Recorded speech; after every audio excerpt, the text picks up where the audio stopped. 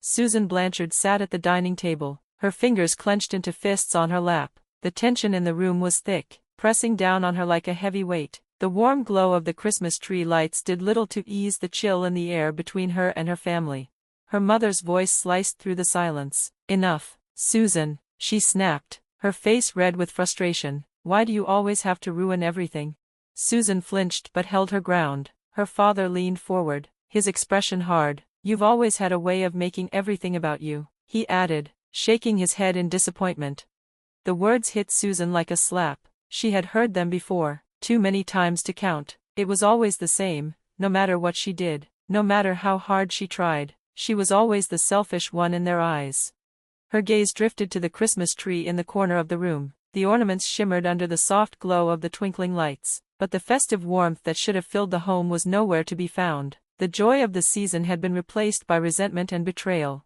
She took a deep breath and forced herself to speak. "I'm not making this up," she said, her voice steady but filled with hurt. "I've been the one sending money to the farm since July." Her father scoffed. "Don't start with your nonsense, Susan. Jake's the one keeping this farm running. Why would you even say something like that?" Susan turned her gaze to her older brother, Jake, who was sitting across from her, completely at ease. He leaned back in his chair, a smug smirk playing on his lips, as if the whole thing was amusing to him. "Go on, Jake," Susan said, her voice sharp with accusation. "Tell them the truth. Tell them how you convinced me to send money every month, saying that if they knew, it would hurt their pride. Tell them how you let them believe it was you all along." Jake shrugged. "I have no idea what you're talking about, Susan," he said, feigning innocence. Her mother let out an exasperated sigh. "Susan, please, it's Christmas Eve. Can we not do this right now?" Susan felt her chest tighten. How could they not see what was happening? How could they not realize that Jake was lying to their faces? "I sent every deposit from Chicago directly into the farm account," she said, desperation creeping into her voice. "Check the records. Call the bank if you don't believe me." Her father rubbed his temples. "Enough, Susan. You've said your piece. Let's not turn this into another one of your dramatic episodes." "Another one?" As if she made a habit of stirring up trouble for no reason, Susan swallowed back the lump in her throat. It was clear, no matter what she said, they had already decided she was the problem. She turned back to Jake. "You're really going to sit there and let them believe you? You're really that shameless?" Jake simply smiled. "You can say whatever you want, but we both know the truth, don't we?" Susan's blood boiled. How long had he been manipulating their parents? How long had he been sitting back, taking credit for her sacrifices while she worked tirelessly in Chicago to keep the farm afloat? She stood abruptly, her chair scraping against the wooden floor. "Fine," she said, her voice shaking with anger. "If you won't tell them the truth, I will. First thing tomorrow, I'm going back to Chicago, and I'll bring back proof." Jake chuckled, completely unbothered. "You're wasting your time. You think a few bank statements are going to change anything?" He leaned forward, lowering his voice. "They'll always believe me over you." Susan's stomach twisted at his words. That was the worst part. He was probably right. Their parents had always favored Jake. He was the golden child, the one who stayed behind, the one who upheld the family traditions. And Susan, she had been the rebellious one for leaving. No matter how much she tried to help, she would always be the outsider. But not this time. She wasn't going to let Jake get away with it. She wasn't going to let him sit there, basking in their praise, while she was made out to be the liar.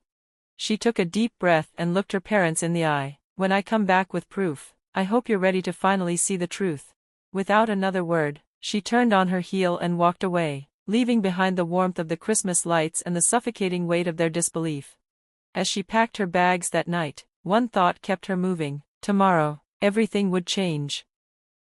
"While you still defend him? This is unbelievable. I've spent months helping you keep this farm afloat, and all you've done is give Jake the credit and call me a liar." Jake crossed his arms, leaning against the counter with a smug expression that made my blood boil. His lips curled into a smirk as if he knew he had already won this battle. "Don't be so dramatic, Susan," he said, shrugging like none of it mattered. "You've always been jealous. This isn't any different." That was it. That was the final straw. My patience, my restraint, my willingness to try, it all snapped in that moment. "You know what? I'm done. Don't expect me to ever come back here. I've had enough of this."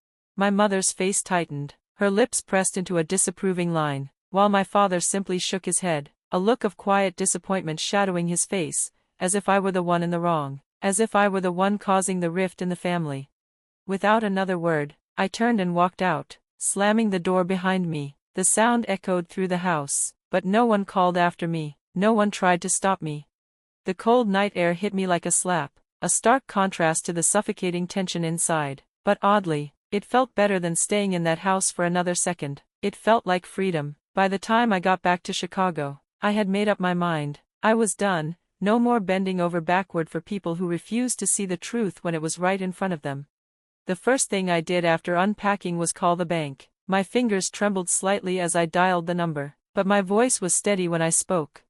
No further transfers to that account, I told the teller firmly, with immediate effect. It felt strange, like cutting a cord that had tied me to the farm all these months, but it also felt freeing, like I was finally releasing a burden that had never truly been mine to bear. I half expected guilt to creep in afterward, to make me question my decision, but it never did. Every time I thought about Jake's smug face and our parents' refusal to believe me, it only reinforced my choice. Let Jake handle it now. Let him be the hero he pretended to be. I wasn't going to keep throwing money into a farm that treated me like an outsider. If they wanted to believe his lies, then they could deal with the consequences when the bills started piling up, and they would, because Jake didn't have a dime to his name. 6 months passed without a single word from my family. No phone calls, no letters, nothing. At first, it stung. I found myself checking my phone more often than I'd like to admit, wondering if they would reach out. But as the weeks turned into months, the sting dulled. I threw myself into my work, determined to build something of my own, something that didn't rely on anyone else's approval. Then, one afternoon in the middle of summer, there was a knock on my apartment door.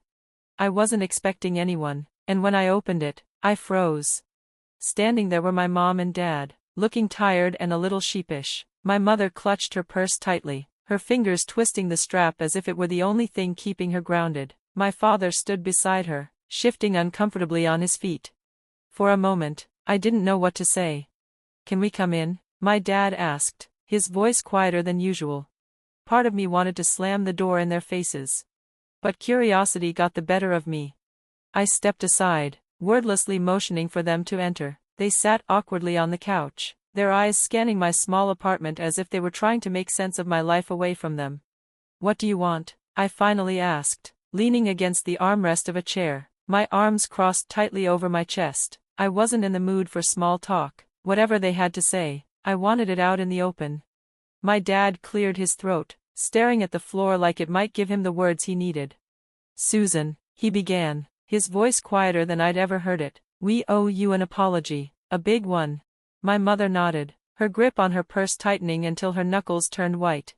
"We were wrong," she said softly. "We didn't believe you when you tried to tell us the truth, and we need to make this right."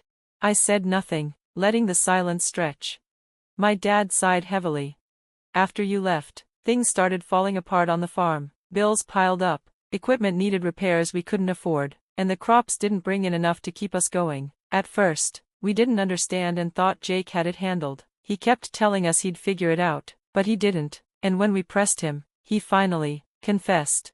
My mother's eyes were brimming with tears as she spoke. "He admitted it, Susan. He told us you were the one making the deposits all those months, that you were the reason we stayed afloat. We couldn't believe it, not just that he lied, but that we didn't listen to you when you tried to tell us." She reached out, her voice trembling. "We're sorry, Susan, truly sorry, for not believing you, for how we treated you, for everything. You didn't deserve any of it." I looked at them, their faces lined with regret, and for the first time, I saw something I hadn't expected, genuine shame. My dad finally met my eyes. "We're asking for your forgiveness, Susan. I know we don't deserve it, but we had to come here and tell you the truth. You saved the farm, and we owe you more than an apology." I sat there, staring at them for a moment, letting their words hang in the air. Part of me wanted to let the silence stretch on forever, make them sit with their guilt.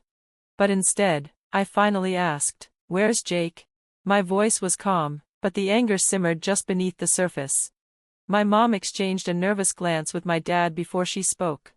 "He's still at the farm," she said quietly. "He wanted to come with us, but, well, we thought it was better if we spoke to you alone first." My dad nodded, shifting uncomfortably in his seat. He's been keeping to himself since he admitted everything. I think he knows there's no excuse for what he did. He's ashamed. Ashamed? I repeated, letting out a bitter laugh. That's rich. Ashamed after months of letting you believe I was some kind of liar, after taking credit for everything I did to keep the farm running? My dad looked down again, his face pale. You're right, he said, his voice barely above a whisper. We let it go on far too long. It's on us as much as it is on him. But he wanted us to tell you that he's sorry. He doesn't expect you to forgive him, but he needed us to say it. I crossed my arms, my nails digging into my skin.